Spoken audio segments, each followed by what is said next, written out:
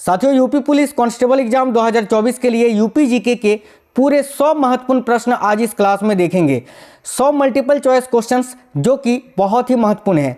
तो UP police के लिए यूपी जीके का ये शानदार क्लास रहने वाला है। तो सभी लोग इस क्लास को साथियों आज कंप्लीट देख लीजिएगा, क्योंकि इस क्लास से बहुत सारे क्वेश्चंस आपको आपके पेपर में देखने को मिलेंगे। और इस क्लास में जो क्वेश्चंस हैं वो देखिए मॉडरेट टू हार्ड लेवल का मैंने लिया है। तो चलिए फिर देखते हैं क्वेश्चंस। और आज के क्लास का पहला क्वेश्चन है, उत्तर प्रदेश का मुख्य लोक नृत्य कौन सा है।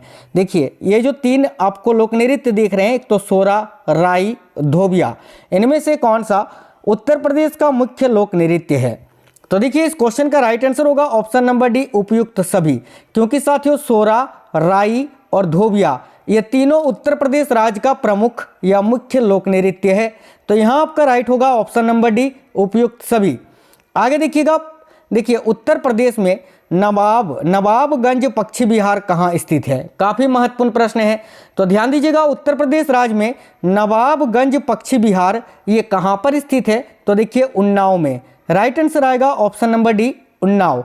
आगे नेक्स्ट है अतरंजी। देखिए अतरंजी खेड़ा किस जिले में है। बहुत ही इंपॉर्टेंट क्वेश्चन है ये, वेरी इंपॉर्टेंट क्वेश्चन। तो ध्यान दीजिएगा, अतरंजी खेड़ा ये उत्तर प्रदेश के किस जिले में स्थित है। तो राइट होगा साथियों ऑप्शन नंबर ए, एटा में। याद रखना अतरंजी खेड़ा ये उत्तर प्रदेश के एटा जिले में स्थित है। आगे देखिए नेक्स्ट क्वेश्चन है, कौन सी इमारत विश्व के 7 आश्चर्यों में से एक है। यानी इनमें से कौन सी इमारत है जो कि विश्व के 7 अजूबों में से एक है। तो ध्यान दीजिए इस क्वेश्चन का करेक्ट आंसर क्या हो जाएगा। तो करेक्ट आंसर हो जाएगा साथियों ताजमहल। याद रखना अभी वर्तमान में जो है ना साथियों 8 अजूबा खोजा जा चुका है। 8वां अजूबा किसको घोषित किया है तो वो सुन लीजिए ध्यान से। देखिए अंकोर वाट में जो मंदिर है ना साथियों, कंबोडिया में। अंकोर वाट मंदिर कहाँ पर है, कंबोडिया में। तो कंबोडिया के अंकोर वाट मंदिर को 8वां अजूबा घोषित किया गया है। अगर ये आपको नहीं पता था तो याद रखना। आगे देखिए नेक्स्ट है, कानपुर में भारत की पहली ऊनी मिल लाल इमली की स्थापना किसने की थी। बहुत ही महत्वपूर्ण प्रश्न है। तो देखिए कानपुर में भारत की पहली ऊनी मिल, ठीक है, लाल इमली की स्थापना किसने की थी। तो ध्यान से देखिएगा, करेक्ट आंसर हो जाएगा ऑप्शन नंबर ए, अलेक्जेंडर मैकरॉबर्ट ने। अलेक्जेंडर मैकरॉबर्ट ने कानपुर में भारत की पहली ऊनी मिल स्थापित की थी, जिसका नाम था लाल इमली। याद रखना। आगे बढ़ते हैं और नेक्स्ट क्वेश्चन ये रहा, किस शहर को विधवाओं का शहर भी कहा जाता है। यानी उत्तर प्रदेश के किस शहर को विधवाओं का शहर भी कहा जाता है। बहुत ही महत्वपूर्ण प्रश्न है। देखिए करेक्ट आंसर हो जाएगा वृंदावन को। वृंदावन करेक्ट आएगा ऑप्शन नंबर बी। याद रखना साथियों, उत्तर प्रदेश के वृंदावन को विधवाओं का शहर भी कहा जाता है। आपके देखिए इसी क्लास के अंदर आपको पूरे 100 के 100 प्रश्न याद भी हो जाएंगे साथियों। चलिए आगे देखिएगा, उत्तर प्रदेश के किस नगर में हवाई अड्डा स्थित नहीं है। यानी उत्तर प्रदेश का इनमें से कौन सा नगर है जहां पर हवाई अड्डा नहीं है। तो देखिए ध्यान से करेक्ट आंसर हो जाएगा यहां आपका पडरौना। क्योंकि साथियों देखिए अमोसी में भी हवाई अड्डा है, बमरोली में भी हवाई अड्डा है और बाबतपुर में भी हवाई अड्डा है। ये पडरौना में हवाई अड्डा स्थित नहीं है। तो राइट आएगा option number B. Next question है, उत्तर प्रदेश में रामसर स्थलों की कुल संख्या कितनी है। तो वर्तमान में साथियों उत्तर प्रदेश में रामसर स्थलों की कुल संख्या है 10। पहले 8 थी, वर्तमान में 10 है। याद रखना वर्तमान में उत्तर प्रदेश में रामसर स्थलों की कुल संख्या 10 है। ठीक है, याद रखना। देखिए सबसे अधिक रामसर स्थल जो है वो आपका तमिलनाडु राज्य में है। याद रखना 14। ठीक है, उसके बाद उत्तर प्रदेश में 10 है। आगे बढ़ेंगे, नेक्स्ट है चौधरी चरण सिंह एयरपोर्ट को किस कंपनी, देखिए चौधरी चरण सिंह एयरपोर्ट को किस कंपनी ने, है ना, किस कंपनी ने 50 साल के लिए लीज पर दिया है। तो साथियों चौधरी चरण सिंह एयरपोर्ट जो उत्तर प्रदेश में है, इसको किस कंपनी ने 50 साल के लिए लीज पर दिया है। तो याद रखना अडानी ग्रुप ने, यानी अडानी समूह ने। ऑप्शन नंबर ए करेक्ट हो जाएगा। आगे देखिए नेक्स्ट क्वेश्चन है, ताजमहल को कब यूनेस्को की विश्व विरासत सूची में अंकित किया गया था। बहुत ही महत्वपूर्ण प्रश्न साथियों। तो देखिए ताजमहल को कब यूनेस्को की विश्व विरासत सूची में अंकित किया गया था। तो देखिए करेक्ट आंसर हो जाएगा 1983 में, option number C. Next question है, कौन सा रेलवे स्टेशन उत्तर पूर्व रेलवे के मुख्यालय के रूप में कार्य करता है। यानी उत्तर पूर्वी रेलवे का मुख्यालय इनमें से कहां पर स्थित है। तो ध्यान से देखिए कौन सा रेलवे स्टेशन है जो कि उत्तर पूर्व रेलवे के मुख्यालय के रूप में कार्य करता है, तो गोरखपुर करेक्ट आएगा। ऑप्शन नंबर डी, जो कि भारत का सबसे लंबा रेलवे प्लेटफॉर्म भी है, याद रखना। आगे बढ़ेंगे, ब्रिटिश शासन के दौरान आगरा और अवध का संयुक्त प्रांत किस वर्ष बनाया गया था? देखिए ब्रिटिश शासन के दौरान आगरा और अवध को संयुक्त प्रांत किस वर्ष में बनाया गया था साथियों? बहुत ही महत्वपूर्ण प्रश्न है, याद रखिए 1937 में, ऑप्शन नंबर ए। नेक्स्ट क्वेश्चन है, देखिए झांसी शहर, पहुज और इनमें से किस नदियों के बीच में स्थित है? तो ध्यान से देखिए ये जो झांसी शहर है, ये पहुज और इनमें से कौन से नदी के बीच में स्थित है? तो याद रखना बेतवा नदी। देखिए यहाँ आपका करेक्ट होगा ऑप्शन नंबर बी, बेतवा। याद रखना झांसी शहर पहुज और बेतवा नदी के बीच में स्थित है, राइट आएगा option number B, Betwa. Awadh के अंतिम नवाब कौन थे? Very very important question. तो ध्यान दीजिए अवध के अंतिम नवाब कौन थे? तो यहाँ आपका करेक्ट आंसर क्या हो जाएगा? वाजिद अली शाह। याद रखिए वाजिद अली शाह जो है ये अवध के अंतिम नवाब थे। आगे नेक्स्ट क्वेश्चन है, क्षेत्रफल की दृष्टि से देश में प्रदेश का स्थान कितना है? प्रदेश, यहाँ हम यूपी जीके के क्वेश्चंस देख रहे हैं, यूपी जीके के, तो भाई प्रदेश यानी उत्तर प्रदेश आप समझना। तो बताइए क्षेत्रफल की दृष्टि से देश में प्रदेश यानी उत्तर प्रदेश का स्थान कितनावा है? तो करेक्ट आएगा चौथा। देखिए यहाँ आपका राइट आंसर आएगा ऑप्शन नंबर सी, चौथा, याद रखना। आगे देखिए नेक्स्ट है, उत्तर प्रदेश के मोहम्मद इलियास का संबंध किस खेल से है? तो उत्तर प्रदेश, यहाँ पर प्रदेश है ना, उत्तर प्रदेश के हैं ये मोहम्मद इलियास, जिनका संबंध किस खेल से है ये आपको बताना है। तो देखिए करेक्ट आंसर होगा वॉलीबॉल से, ऑप्शन नंबर बी, वॉलीबॉल। आगे देखिए वर्ष 1870 में शाहजहांपुर से आर्य दर्पण नामक साप्ताहिक पत्र का प्रकाशन किसकी प्रेरणा से शुरू किया गया था? बहुत ही महत्वपूर्ण प्रश्न है साथियों। तो ध्यान दीजिएगा 1870 में शाहजहांपुर से आर्य दर्पण नामक साप्ताहिक पत्र का प्रकाशन किसकी प्रेरणा से शुरू किया गया था? तो राइट आएगा महर्षि दयानंद की प्रेरणा से, राइट आएगा ऑप्शन नंबर ए, महर्षि दयानंद यानी स्वामी दयानंद सरस्वती। आगे बढ़ेंगे, नेक्स्ट है, वास्तविक अर्थ में प्रथम हिंदी दैनिक हिंदुस्तान का प्रकाशन वर्ष 1885 में उत्तर प्रदेश में कहां पर शुरू हुआ था? काफी अच्छा क्वेश्चन है, तो याद रखिएगा। देखिए काला कांकर यानी प्रतापगढ़ से, ऑप्शन नंबर भी करेक्ट होगा, काला कांकर प्रतापगढ़ से इसकी शुरुआत हुई थी। नेक्स्ट है, अमृतलाल नागर का जन्म उत्तर प्रदेश के किस शहर में हुआ था? ध्यान से देखिए साथियों, अमृतलाल नागर का जन्म जो है ये उत्तर प्रदेश के किस शहर में हुआ था? तो क्या आंसर होगा? याद रखिए राइट आंसर है आगरा में, ऑप्शन नंबर ए, आगरा। आगे देखिए, रानी लक्ष्मीबाई बांध जल विद्युत परियोजना उत्तर प्रदेश में कहां पर स्थित है? Very very important question. तो ध्यान देना, रानी लक्ष्मीबाई बांध जल विद्युत परियोजना उत्तर प्रदेश में कहां है? तो भाई मुजफ्फरनगर में, ऑप्शन नंबर डी। आगे देखिए, उत्तर प्रदेश राज्य में प्रति व्यक्ति विद्युत उपभोग कितना यूनिट है? यह क्वेश्चन भी बहुत ही महत्वपूर्ण है। तो याद रखिए उत्तर प्रदेश राज्य में प्रति व्यक्ति विद्युत उपभोग कितना यूनिट है? तो देखिएगा राइट आंसर होगा 182 unit, option number C. Next question है, देखिए advance level telecommunication training centre जो ALTTC है उत्तर प्रदेश के किस शहर में स्थित है? तो साथियों advance level telecommunication training centre ये उत्तर प्रदेश के किस शहर में स्थित है? तो देखिए करेक्ट आंसर हो जाएगा गाजियाबाद में, option number D, Ghaziabad. Next है, मार्च से जून तक कौन सा मौसम रहता है? तो उत्तर प्रदेश में मार्च से जून तक कौन सा मौसम रहता है? तो भाई ग्रीष्म ऋतु रहता है पूरे भारत में, करेक्ट आएगा ऑप्शन नंबर सी, ग्रीष्म ऋतु। अगला है, अक्टूबर से फरवरी तक कौन सा काल होता है? तो अक्टूबर महीने से लेकर फरवरी तक कौन सा काल होता है, यानी अभी कौन सा काल है? तो भाई शीतकाल है, ऑप्शन नंबर ए करेक्ट होगा। आगे देखिए, उत्तर प्रदेश अग्रणी उत्पादक है इनमें से किसका?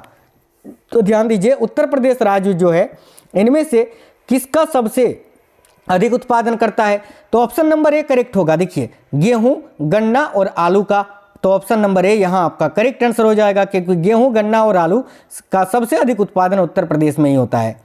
देखिए प्रदेश में पान उत्पादन के लिए कौन सा जिला विशेष रूप से प्रसिद्ध है?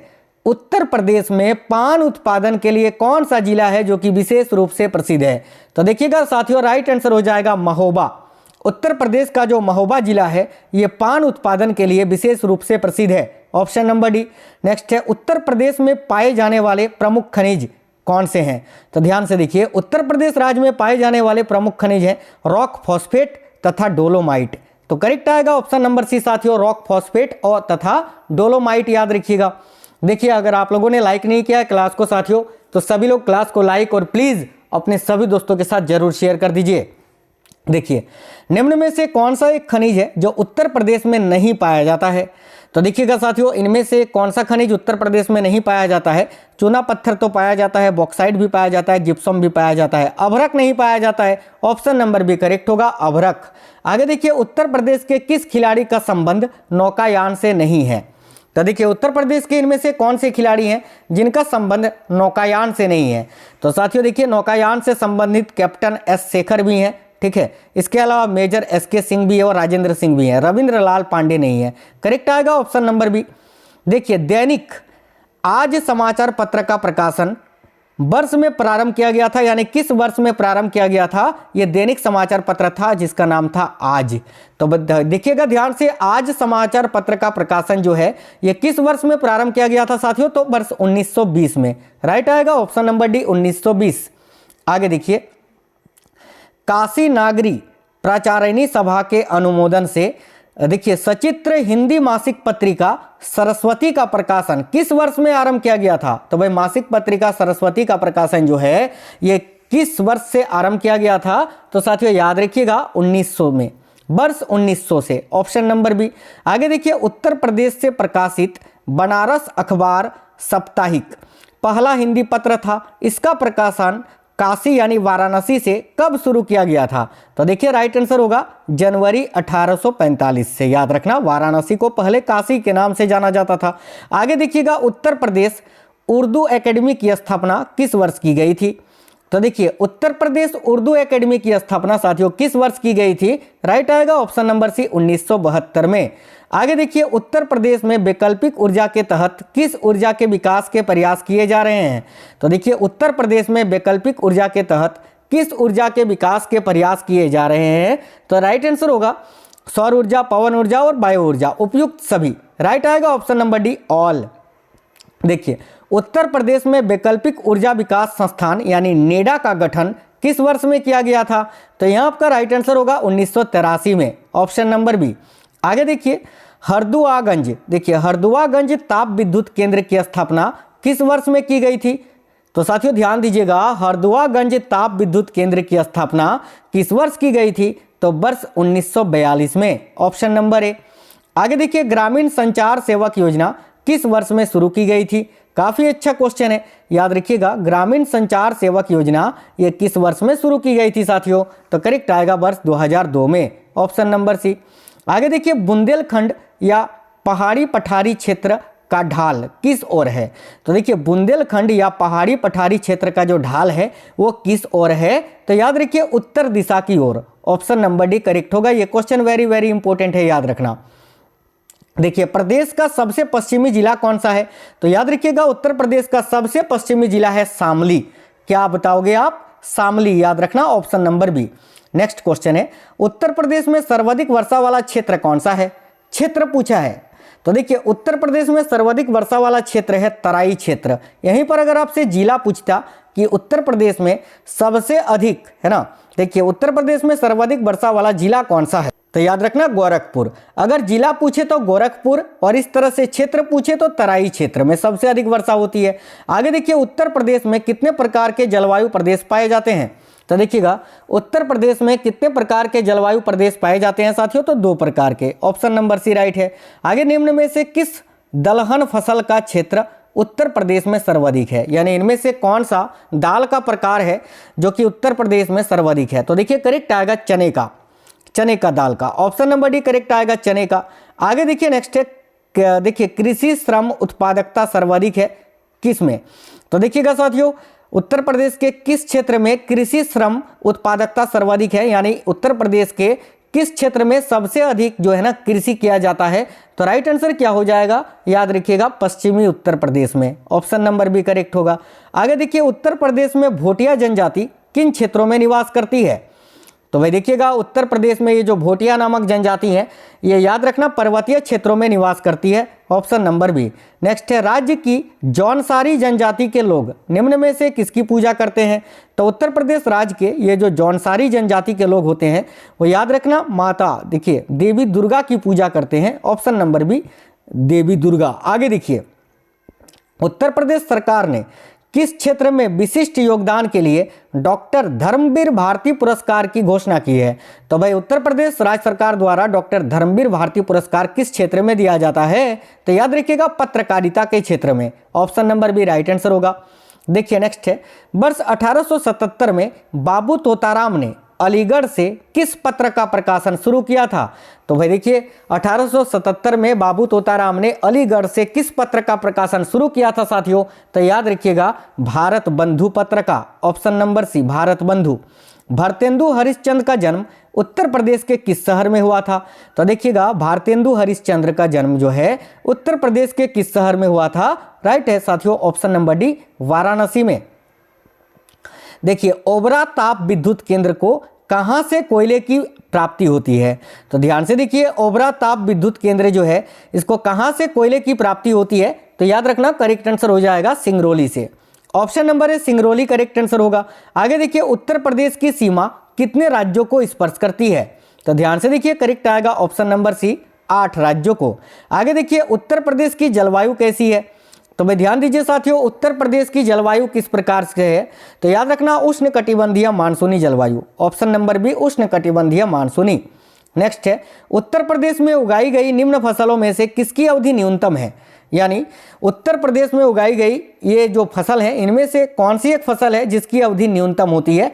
तो देखो करेक्ट आंसर हो जाएगा यहाँ आपका याद रखिएगा मूंग की, मूंग करेक्ट आएगा साथियों, ऑप्शन नंबर डी। निम्न में से उत्तर प्रदेश का सर्वोच्च खेल सम्मान कौन सा है? तो देखिए लक्ष्मण पुरस्कार और रानी लक्ष्मीबाई पुरस्कार दोनों ही करेक्ट आंसर आएगा, ऑप्शन नंबर सी उपयुक्त दोनों।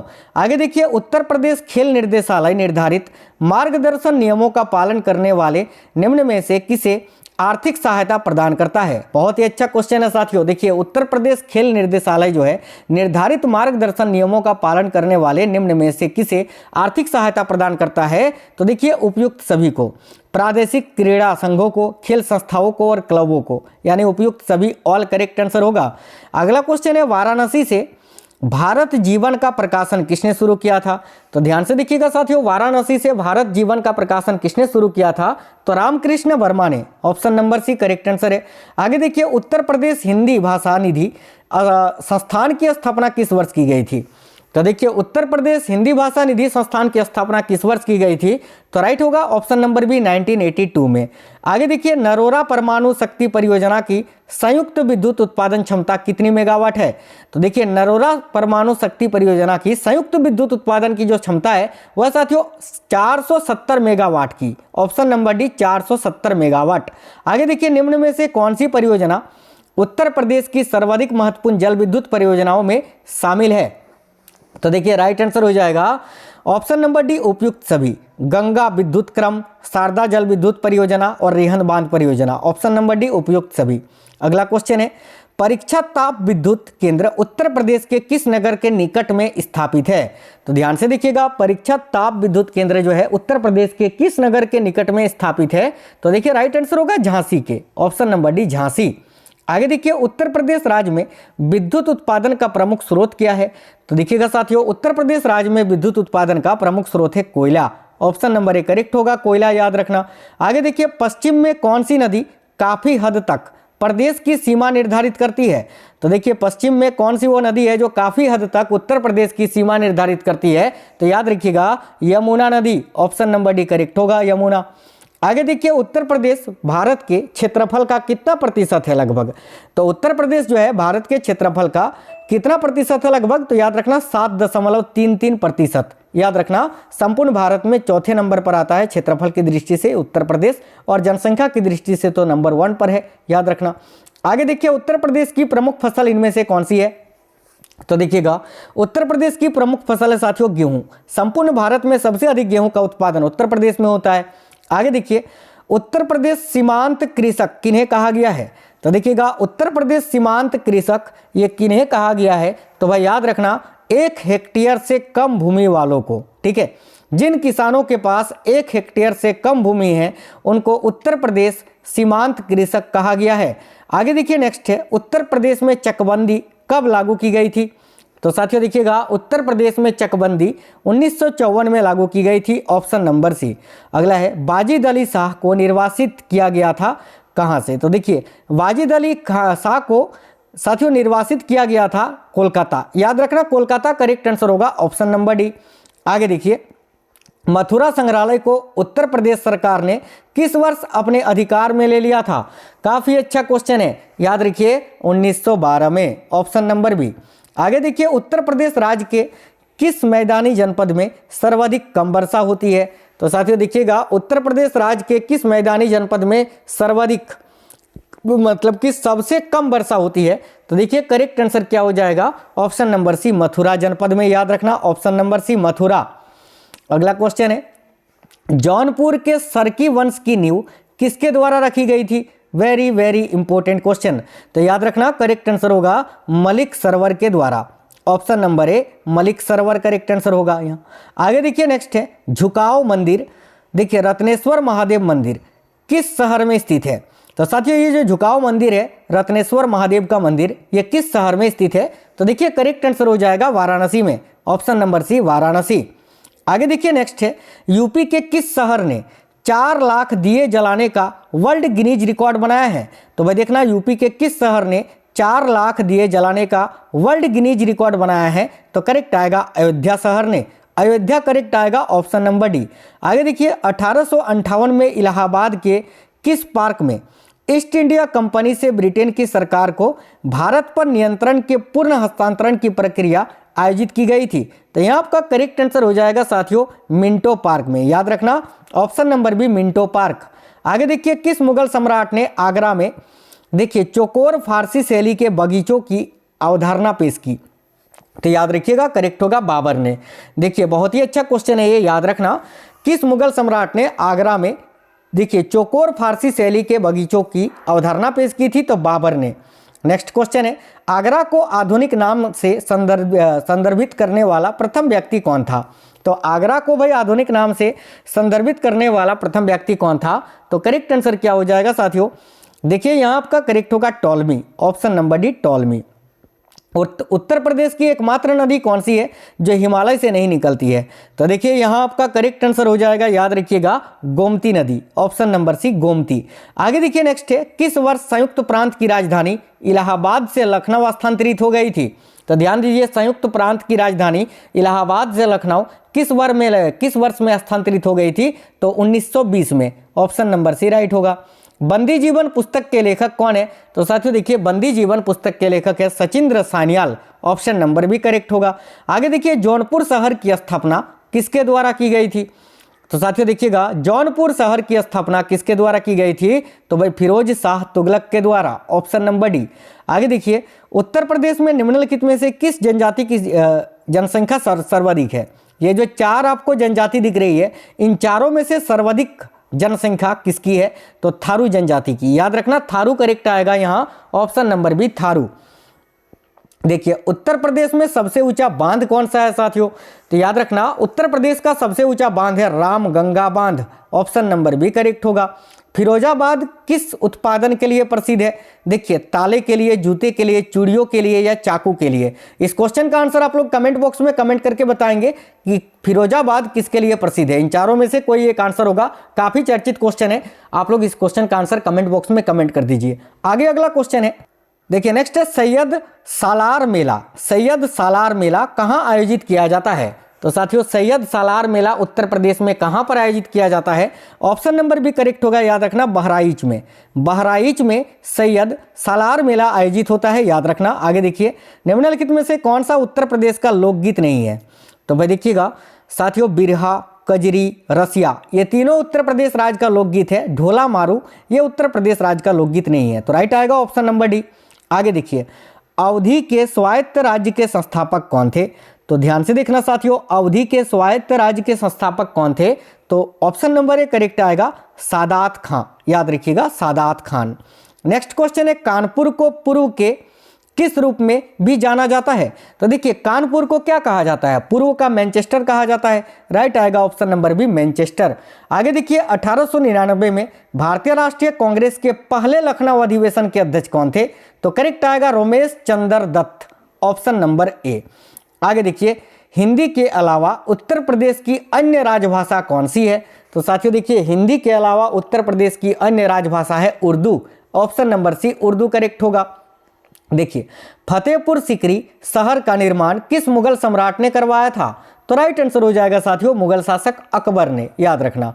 आगे देखिए ध्यानचंद की स्मृति में किस दिन को राष्ट्रीय खेल दिवस के रूप में मनाया जाता है? तो राइट आएगा ऑप्शन नंबर बी 29 अगस्त को। आगे देखिए गोविंद बल्लभ पंत को किस वर्ष भारत रत्न पुरस्कार मिला था?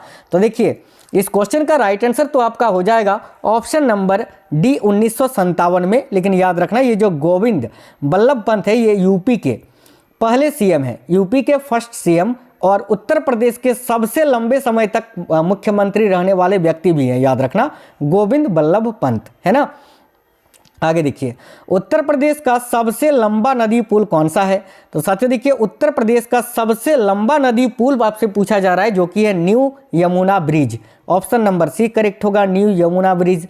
इलाहाबाद उच्च न्यायालय के पहले भारतीय मुख्य न्यायाधीश कौन थे? तो देखिए इलाहाबाद उच्च न्यायालय जो कि देश का यानी भारत का सबसे बड़ा उच्च न्यायालय है साथियों, और इसके पहले भारतीय मुख्य न्यायाधीश कौन थे? तो शाह मोहम्मद सुलेमानी, राइट आएगा ऑप्शन नंबर डी। आगे देखिए इलाहाबाद उच्च न्यायालय की स्थापना कब हुई थी? तो याद रखिएगा करेक्ट आएगा 1869 में। 1869 में इलाहाबाद उच्च न्यायालय की स्थापना हुई थी। आगे नेक्स्ट क्वेश्चन है उत्तर प्रदेश का राजकीय पुष्प कौन सा है? तो देखिएगा उत्तर प्रदेश राज्य का राजकीय पुष्प है पलाश का फूल, ऑप्शन नंबर बी पलाश करेक्ट आएगा। आगे देखिए उत्तर प्रदेश में लोकसभा निर्वाचन क्षेत्र की कुल संख्या कितनी है? तो देखना उत्तर प्रदेश में लोकसभा निर्वाचन क्षेत्र की कुल संख्या कितनी है? तो 80, और विधानसभा की कितनी है? तो 403, याद रखना। आगे देखिए केंद्रीय औषधि अनुसंधान संस्थान जो कि साथियों लखनऊ में स्थित है, इसकी स्थापना किस वर्ष की गई थी? तो देखिए करेक्ट आंसर क्या हो जाएगा, याद रखना केंद्रीय औषधि अनुसंधान संस्थान की स्थापना 1951 में की गई थी। आगे देखिए नेक्स्ट क्वेश्चन है बनारस हिंदू विश्वविद्यालय की स्थापना किस वर्ष हुई थी? तो ध्यान से देखिए साथियों बनारस हिंदू विश्वविद्यालय की स्थापना 1916 में हुई थी, ऑप्शन नंबर डी। आगे देखिए उत्तर प्रदेश द्वारा स्थापित प्रथम वन्यजीव विहार कौन सा है? तो करेक्ट आएगा चंद्रप्रभा वन्यजीव विहार, ऑप्शन नंबर ए। आगे देखिए भारतवर्ष में प्रथम कृषि विश्वविद्यालय की स्थापना कहाँ की गई थी? तो भाई भारतवर्ष में प्रथम कृषि विश्वविद्यालय की स्थापना उत्तर प्रदेश के पंतनगर में की हुई थी, याद रखना पंतनगर करेक्ट आएगा ऑप्शन नंबर ए। आज के क्लास का अंतिम क्वेश्चन है लाल मिट्टी पाई जाती है कहाँ? तो उत्तर प्रदेश के किस जगह पर लाल मिट्टी पाई जाती है साथियों? देखिए करेक्ट होगा मिर्जापुर और झांसी में, ऑप्शन नंबर ए करेक्ट हो जाएगा। तो साथियों आपको क्लास कैसा लगा है जरूर कमेंट बॉक्स में बताइएगा, और इस क्लास को अपने सभी दोस्तों के साथ जरूर शेयर करिएगा। अगर आप में से कोई भी साथी नए हैं, अगर इस बार एक वर्दी आपको चाहिए तो चैनल सब्सक्राइब करके बेल आइकन को ऑन कर लीजिएगा। चलिए तो मिलते हैं साथियों नेक्स्ट वीडियो में। जय हिंद, वंदे मातरम।